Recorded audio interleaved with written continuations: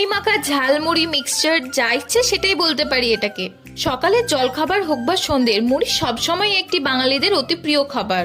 তাই আমিও সন্ধ্যেবেলার জল খাবারে আজকে বানিয়েছিলাম মুড়ি মাখা। বাড়িতে আমি হাতের কাছে যা যা উপকরণ পেয়েছি সবই আমি মুড়িতে ঢেলে দিয়েছিলাম। তোমরা চাইলে তোমাদের পছন্দের উপকরণগুলোই শুধু ব্যবহার করতে পারো। স্যাও, নিমকি, গাঠিয়া, কর্নফ্লেক্স, চানাচুর, সিঙ্গারা, শসা, ছোলা, পেঁয়াজ, আলু সেদ্ধ যা পেরেছি সব ঢেলে দিয়েছি। বাড়িতে বানানো ভাজা জিরে গুঁড়ো, একটু তেল আর আচার অ্যাড করতে ভুলো না কিন্তু।